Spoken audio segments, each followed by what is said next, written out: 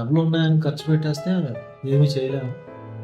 డబ్బులు ఉన్నా కూడా లేనట్లే ఇలా తక్కువలో మంచి మంచి రూమ్స్, హోటల్ బుకింగ్ యాప్స్ అవన్నీ కాకుండా దగ్గరకు వచ్చి చూసి తక్కువలో రూమ్స్ వెతుక్కుంటే హ్యాపీ అండ్ బెటర్. మన హైదరాబాదు, ఈ ఔరంగాబాదు, సహ్యాద్రి రేంజ్ అవన్నిటిని డెక్కన్ ప్లాట్యూ అంటారు. సో ఇది తాజ్మహల్ రిజంబ్లెన్స్ కాబట్టి దీన్ని డక్కనీ తాజ్ అని కూడా పిలుస్తారంట. ఈ చిన్ని మహల్లోని కుతుబ్ షాహీ గారు తన ఆఖరి శ్వాస వరకు ఇక్కడ బంధించబడ్డారట బై ఔరంగజేబ్. రాజు కూడా తప్పించుకోవడానికి వీలుగా ఈ దారులు ఉన్నాయంట.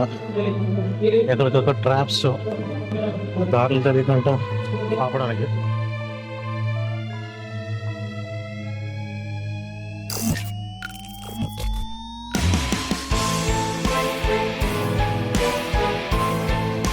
అక్కడ చూస్తున్నారు కదా కొండ, అదే దౌలతాబాద్ ఫోర్ట్. ఇప్పుడైతే పైకి వెళ్ళాలి, కొండ పైకి వెళ్ళాలి. జస్ట్ 15 km అంతే ఇందోరా నుంచి. ఎంతో స్ట్రెచ్ ఔరంగాబాద్ నుంచి. దౌలతాబాద్ అయితే వచ్చేసాను. లంచ్ కూడా చేసేసి ఇదిగో ఇదే entry, going in to the fort. Daulatabad fort entry. I remember very well. ఇది ఒక నా 7th standard లో వచ్చా. ఒకటే సింగిల్ ఎంట్రన్స్ ఈ ఫోర్ట్కి. ఈ ఫోర్ట్కి కొన్ని స్పెషాలిటీస్ ఉన్నాయి. ఒకటి ఓన్లీ సింగిల్ ఎంట్రీ, ఇంకా చాలా అలా కట్టుదిట్టంగా ఉంది.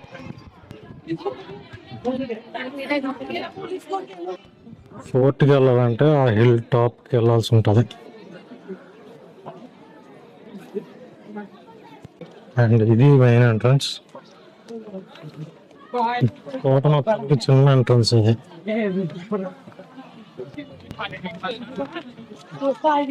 2-3 members వెళ్ళడానికి ఓన్లీ ఎంట్రన్స్. ఇది చిన్ని మహల్ ఎదురుగా కనబడుతుంది, ఇందాకది కాదా. ఇక్కడ గోల్కొండ కింగ్ ని అప్పట్లో ఖైదు చేశారంట Aurangzeb. This fort later 16th century times లోని ఔరంగజేబ్ కి చేతిలోకి వచ్చింది ఇది. ఎస్, స్టోరీకి వస్తే sometime around 11th century Yadava Kings first దీన్ని బిల్డ్ చేశారు. తర్వాత మొహమ్మద్ బిన్ తుగ్లక్ దీన్ని టేక్ ఓవర్ చేసుకున్నారు. ఈ ఫోర్ట్ అంతా సరౌండెడ్ బై వాటర్. స్పెషాలిటీ ఏంటి అని అంటే ఈ ఫోర్ట్ లోకి ఎనిమీస్ ఎవరు రావడానికి వీలు లేకుండా ఫస్ట్ది. చాలా డీప్ ఉంటది ఫస్ట్ బౌండరీ దీనికి. చుట్టూ ఈ కొండ చూసారు కదా ఇందాక, కొండ చుట్టూ ఉన్నాయి.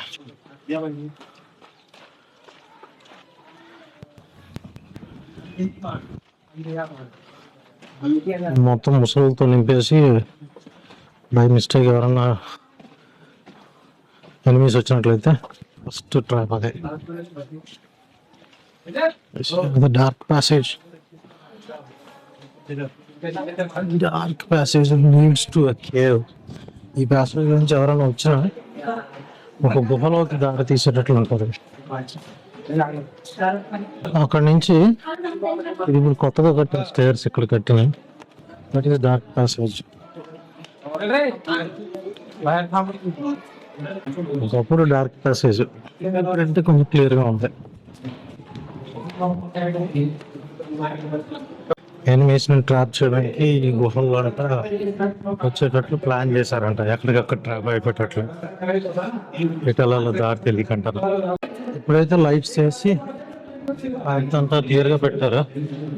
నేను 7th class లో వచ్చానని చెప్పాను కదా, అప్పుడైతే ఏం లేదు. ఈ దారిలోకి రావాలంటే అడ్వెంచర్ చేసి రావాలని ఎవరు లైట్స్ ఉండే కాదంట. ఇప్పుడు ఎవ్రీథింగ్ ఇస్ క్లియర్. రాజు కూడా కొంచెం తప్పించుకోవడానికి వీలుగా ఈ దారులు ఉన్నాయంట. ఎక్కడికక్కడ ట్రాప్స్, దారులు తెలియకుండా ఆపడానికి. చూడండి ఎంత స్టీప్ ఉన్నదో. ఒకప్పుడు ఈ సొరంగ మార్గం మూసేసి ఉండదు అక్కడ చెక్కలు పెట్టలాగా.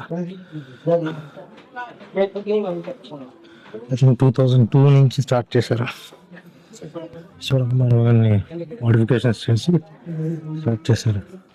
ఏదేమన్నా ఇది రైడింగ్ షూస్ వేసుకుని ఎక్కడ కష్టంగా ఉంది. బైక్ అయితే వచ్చేసాం.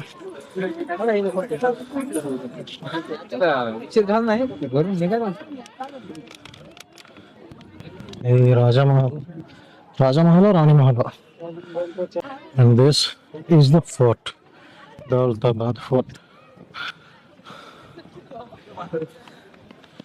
స్టార్టింగ్లో 1137లో 12th centuryలో యాదవులు ఫస్ట్ దీనికి దేవగిరి అని పేరు పెట్టారు. ఇక్కడ చూస్తున్నారు కదా, అది ఫోర్ట్ గోడ. టోటల్ 2.6 kilometers అంట. దాని లోపల ఇంకా చిన్న గట్టు ఉంది కదా, అదంతా వాటర్ ఫ్లో అయ్యేది మొత్తం సరౌండింగ్. 2.6 kilometers కదా, మైల్స్ అంటే something around 4.8 kilometers. This is the Darbar hall, fourth Darbar hall. పైన చూసారు కదా wooden structures, totally demolished and looted by British people నుంచి. వుడెన్ బ్లాక్స్ ఇంకా అలా ఉన్నాయి.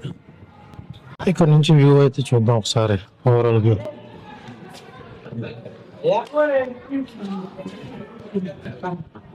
సూపర్. సో అది ఫోర్ట్ మహల్ నుంచి వ్యూ. పైకి ఇంకోటి ఉన్నది, అక్కడ కూడా వెళ్ళి చూద్దాం. ఇది టాప్ మోస్ట్ ఫోర్ట్ మీద. ఫోర్ట్కి ఐ థింక్ ఇది ఒక వాచ్ టవర్ లాంటిదా, లేదా రాజా ఫోర్ట్. ఇది రాజా ఫోర్ట్ అని అనుకుంటున్నా. కింద కొన్ని సొరంగాలు కూడా ఉన్నాయి. అక్కడ కొన్ని సొరంగ మార్గాలు ఉన్నాయి.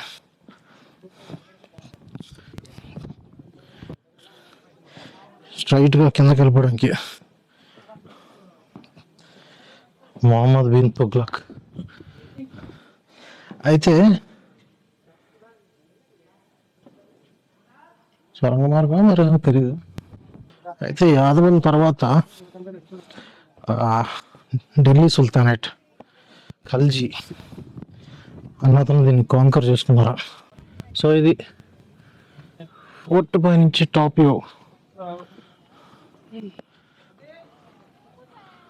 అక్కడ క్యానోస్ ప్లేస్ ఉన్నాయి. టాప్ మోస్ట్ వాచ్ టవర్ అది ఫోర్ట్ కాదు, అది వాచ్ టవర్. ఢిల్లీ సుల్తానేట్ చేతిలోకి వెళ్ళింది 1327 14th centuryలో. ఇది మొహమ్మద్ బిన్ తుగ్లక్ చేతిలోకి వచ్చింది. అంతే ఫోర్టిఫికేషన్ అంతా జరిగింది.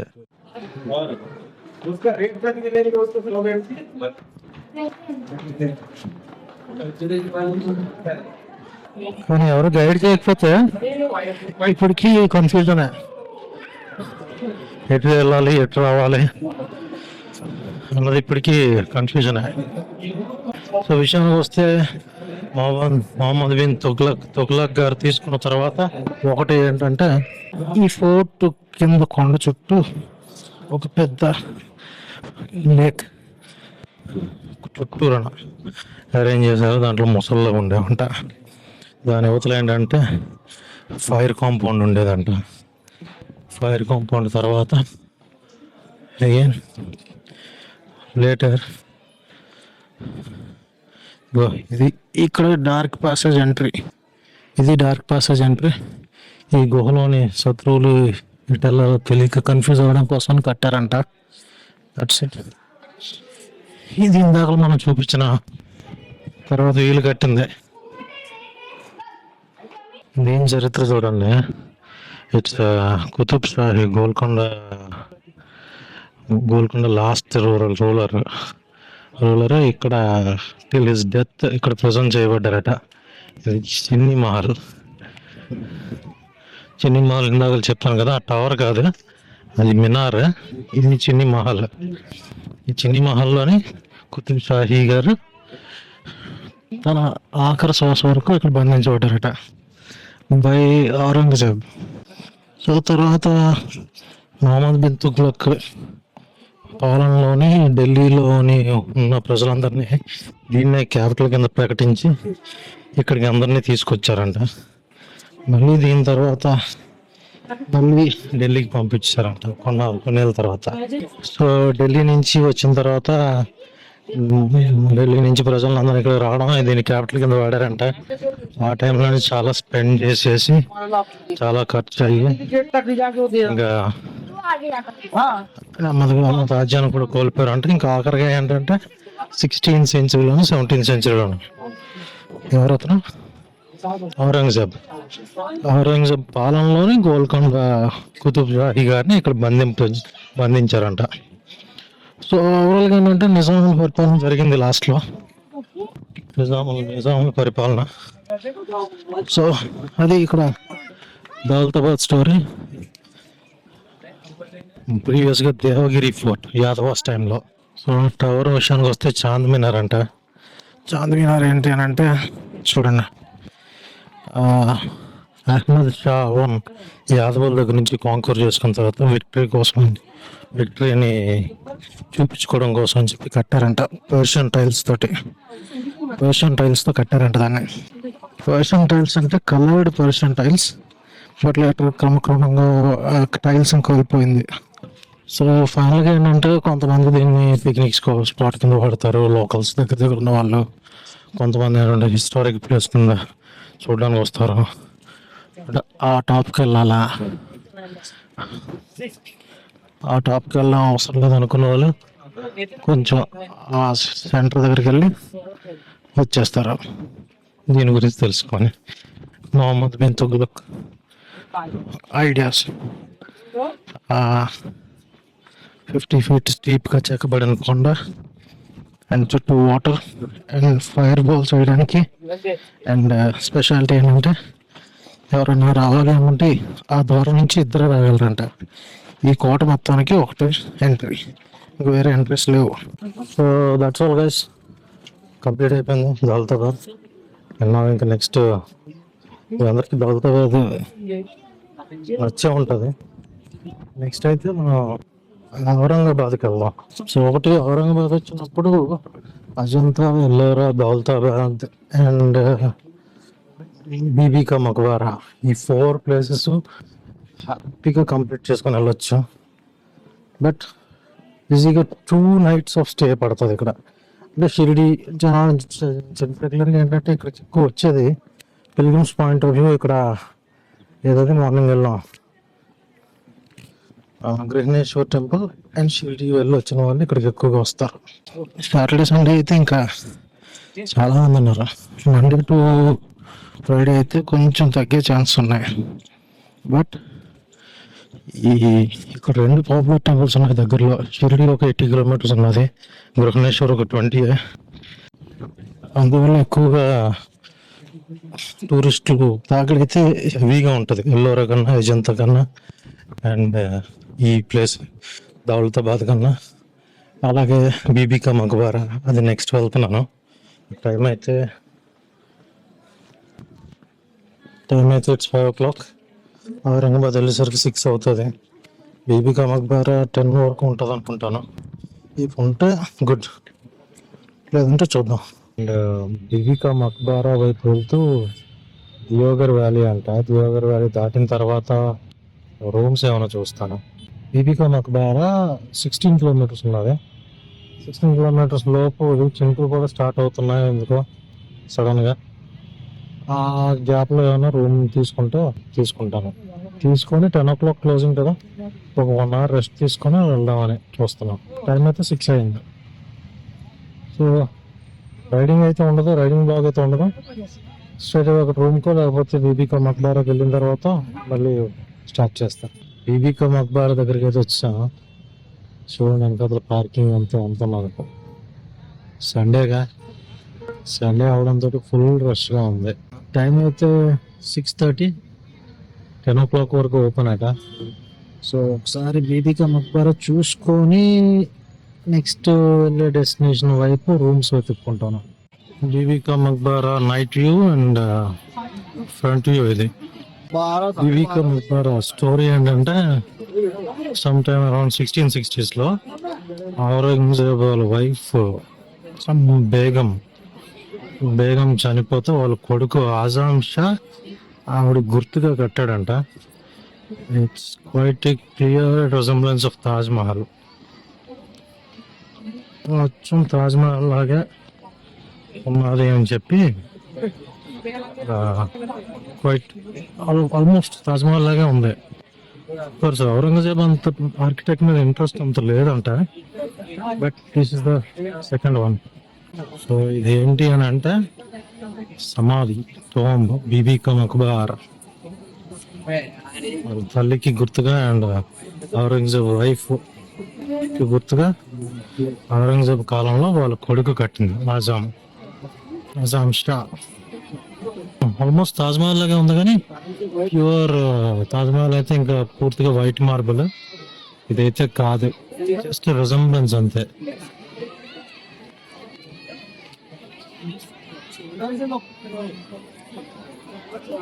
నైట్ టైం వచ్చాం కదా, లైట్స్ అంతగా లైట్స్ బ్యూటీ అయితే అంతగా లేదు, మార్నింగ్ వచ్చి ఇంకా బాగున్నాం.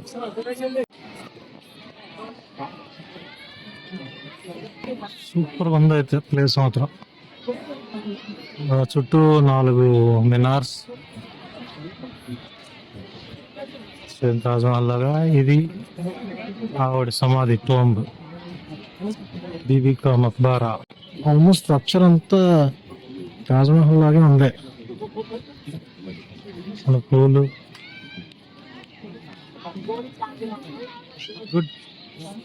Good place to visit in Aurangabad. అయితే ఔరంగజేబ్ పాలించేవాడు కాబట్టి నేను నాకు తెలిసి ఈ ఊరికి ఔరంగాబాద్ అని పేరు వచ్చింది. బట్ 22 జూన్లో దీని పేరు మార్చేశారు. ఇది ఔరంగాబాద్ కాదు, సంభాజీ నగర్. నిన్నే తెలిసింది ఆ టెంపుల్ దగ్గర అకామిడేషన్ లో హోటల్ ఓనర్ చెప్పాడు సంభాజీ నగర్ అని. Sambhaji Nagar alias Aurangabad complete. నిజాముల పరిపాలనలో దీన్ని డెక్కన్ అని పూర్తిగా మన హైదరాబాదు, ఈ ఔరంగాబాదు, కొన్ని ఘాట్స్ ఉన్నాయి కదా, సహ్యాద్రి రేంజ్, అవన్నిటిని డెక్కన్ ప్లాట్యూ అంటారు. మొన్న ఏదో ప్లేస్కి వెళ్ళినా అది కూడా.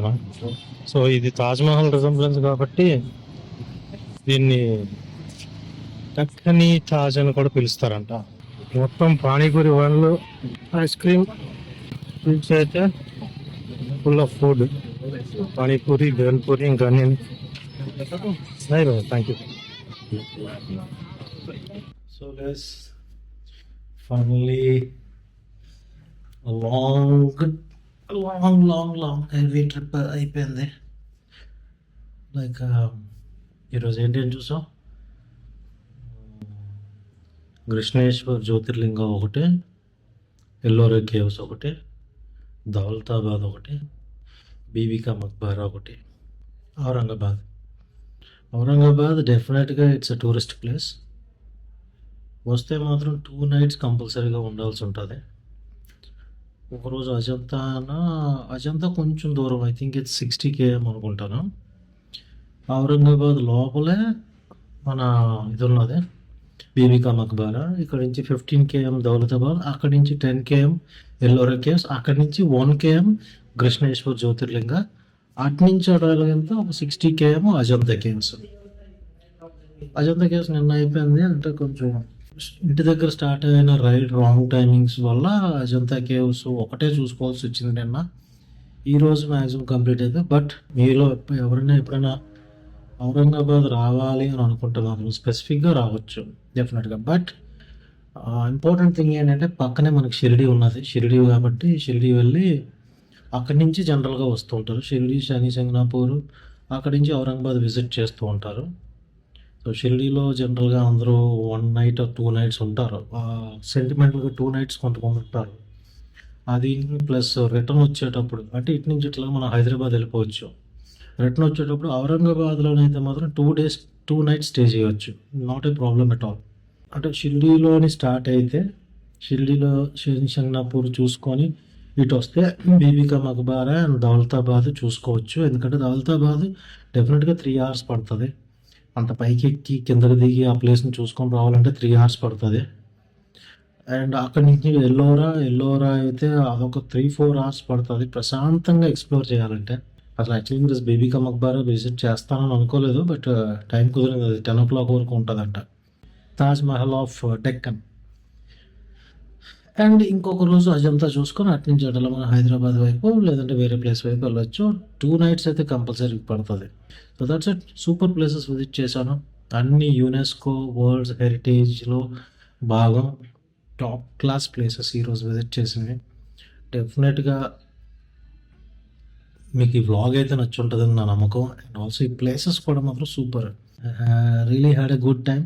But hectic time.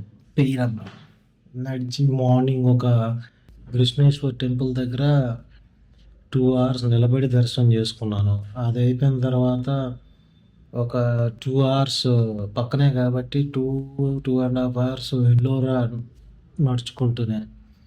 తర్వాత మళ్ళీ ఇక్కడికి ఏదది మన దౌలతాబాద్ వచ్చి దౌలతాబాద్‌లోని సేమ్ 2.5 అవర్స్ అయింది. అంతా ఓకే.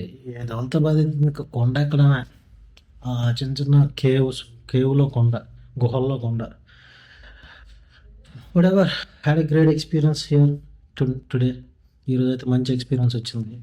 అండ్ ఇంకా శని సింగనాపూర్ ఇక్కడి నుంచి అయితే 80 కిలోమీటర్స్ వెళ్ళే ఓపిక అయితే లేదు. అనుకోకుండా ఒక చీపెస్ట్ హోటల్ దొరికింది 600. ఎవరో ఇక్కడ రిటైర్డ్ పోలీస్ ఆఫీసర్ అంట. Retired 650. It's good. It's good room. 650 rupees charge చేశారు నాకు. రూమ్ అయితే నీట్గానే ఉంది. Not bad. బాత్రూమ్ కొంచెం నీట్గా లేదు కానీ వాడు అడిగాడు ఇండియన్ కమోడ్ కావాలా వెస్ట్రన్ కమోడ్ కావాలా అని. Actually Indian commode is better అని చెప్పాను. సారీ వెస్ట్రన్ కమోడ్ కావాలన్నాను. అలవాటు అయిపోయింది. నీట్నెస్ అంటే పర్లేదు, okay. That's all for the day. That's all for the evening. That's all for the morning afternoon evening night 4 పూటలు సరిపెడతారు ఈరోజు. And had a good time. That's all folks. And డెఫినెట్గా మీకు నా వీడియోస్ అయితే నచ్చుతున్నాయని ఆశిస్తున్నాను. And before I end of this video మీకు ఇంకొకటి జ్ఞాపకం చేయదలుచుకున్నాను. Please don't forget to like and subscribe. Like చేస్తే ఏంటంటే రోజు ప్రతిసారి చెప్తూనే ఉన్నాను, కొంచెం వీడియోస్కి బూస్ట్ వస్తుంది. సో అది మ్యాక్సిమం నెంబర్ ఆఫ్ పీపుల్కి రీచ్ అవుతుంది.